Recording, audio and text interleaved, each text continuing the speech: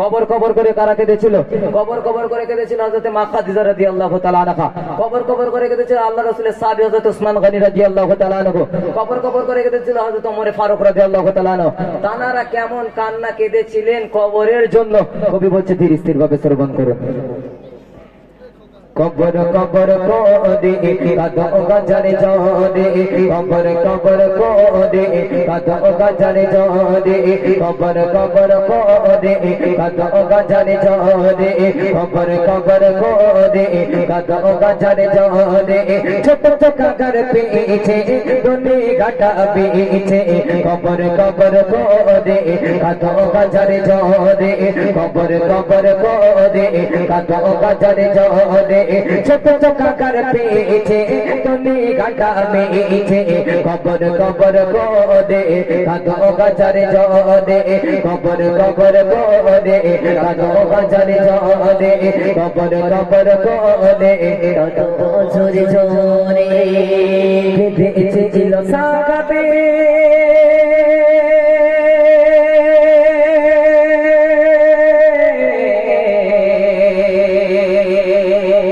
কেঁদেছে সাহাবে হযরত উসমান গনি, কেঁদেছে সাহাবে হযরত উসমান গনি। কোনো না জানে চুপ পিছে পালে। আল্লাহ রাসূলের সাহাবী হযরত উসমান গনি রাদিয়াল্লাহু তাআলা কবরের কথা ভেবে এত কান্না কাঁদতেন, যখন আল্লাহ রাসূল এরকম সাহাবাদেরকে নিয়ে বয়ান করতেন আর বলতেন জাহান্নামের আযাব এত কঠিন, জাহান্নামের আযাব এত ভয়ঙ্কর, জাহান্নামের আগুন এত ভয়ঙ্কর, তখন কিন্তু আল্লাহ রাসূলের সাহাবী উসমান গনি রাদিয়াল্লাহু তাআলা এত কান্না কাঁদতেন না। কিন্তু যখন কবরের কথা বলতেন যে কবর হলো প্রথম মঞ্জিল, কবর হলো প্রথম দরওয়াজা, এই কবর নামক দরওয়াজা, কবর নামক মঞ্জিল যে পাস করে যাবে সে চির চির জনমের মতো কবরের ভিতরে জান্নাতে ঘুম ঘুমাবে। জোরে হবে না? আটটু জোরে বলা যাবে না? আল্লাহ রাসূলের সাহাবী এত কান্না কাঁদতেন যে চোখের অশ্রুতে গায়ের জুব্বা মোবারকটুকু ভেজে গিয়ে পায়ের নিচের মাটিও কাদা হয়ে যেত। কেমন কান্না কাঁদতেন, তাই কবি বলছে কেঁদেছে সাহাবে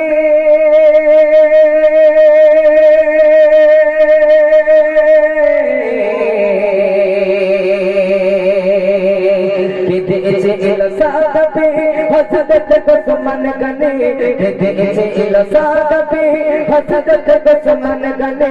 কোনো না জানে চুপ পিছে পালে, কোনো না জানে চুপ পিছে পালে। কবর কবর কোদে কাদো গজরে জোদে, কবর কবর কোদে কাদো গজরে জোদে। ছোট ছোট ঘর পেছে দুনি ঘাটা পেছে, কবর কবর কোদে কাদো ঝরে। কেঁদেছে ছিল খাদিজা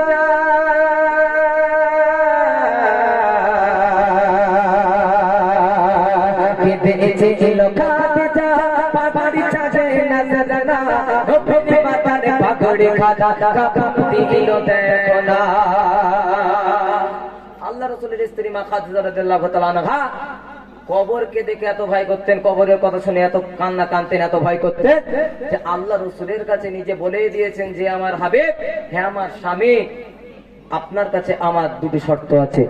একটি শর্ত হলো দুনিয়ার বুকে আমি যখন দুনিয়া থেকে চলে যাব, পরকালের মুসাফির বেনে যাব, তখন আমাকে ওই কবরে যিনি দাফন করবেন সেই ব্যক্তিরা যেন আপনি নিজে হাতে দাফন করেন। জোরে হবে না সুবহানাল্লাহ?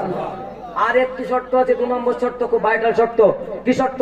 আমরা যে মাথায় পাগড়ি পরে আছি না, এই পাগড়ি পরাটা হলো সুন্নাত। আল্লাহ রাসূল সাল্লাল্লাহু আলাইহি ওয়াসাল্লাম সব সময় পাগড়ি পরতেন। তা আল্লাহ রাসূলের কাছে ফরিয়াদ জানিয়েছেন, আবদার করেছেন, আমার স্বামী আমি যখন দুনিয়া থেকে চলে যাব, কবরে আমার লাশের সাথে যে কাফনটা যাবে ওই কাফনটা যেন দুনিয়ার কোনো কাফন না হয়, ওই কাফনটা আমি আপনার ওই মাথার পাগড়িটা কাফন স্বরূপ চাই। জোরে হবে না সুবহানাল্লাহ?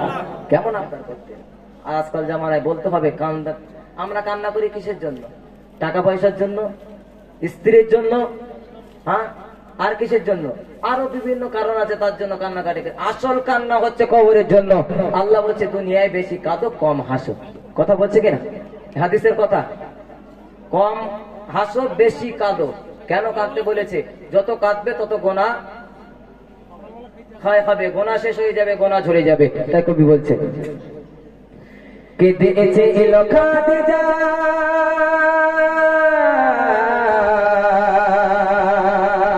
কেতে এসে এলো খাদিজা পাগড়ি সাজে নজরানা কেতে এসে এলো খাদিজা পাগড়ি সাজে নজরানা নবীর মাথারে পাগড়ি খানা কাফন দিল দেখো না নবীর মাথারে পাগড়ি খানা কাফন দিল দেখো না কবর কবর গোদে কাদো বাজারে জোরে কবর কবর গোদে জোর জোরে কান্না কাঁদে থামো না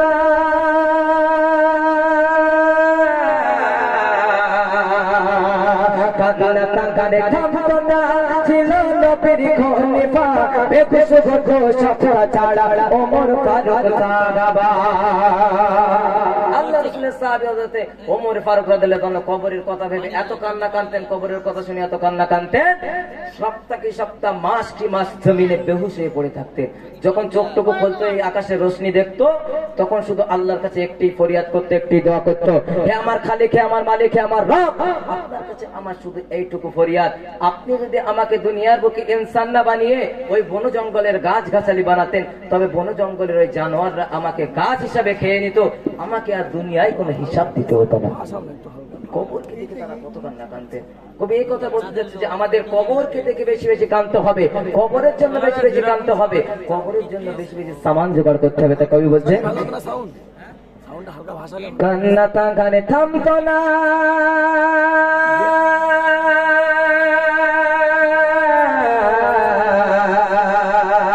কান্না তাঙ্গানে থামতো না ছিল নবীর খলিফা কান্না তাঙ্গানে থামতো না ছিল নবীর খলিফা বেকুশ ঘোষ ছাড়া ওমর ফারুক সাহাবা কবর কবর গোদে কাঁদো বাজারে জোরে কবর কবর গোদে কাঁদো বাজারে জোরে ছোট ছোট কাকার পেয়েছে দুনে ঘাটা মেয়েছে কবর কবর গোদে কাঁদো বাজারে জোরে কবর কবর গোদে কাঁদো বাজারে জোরে কবর কবর গোদে কাঁদো বাজারে জোরে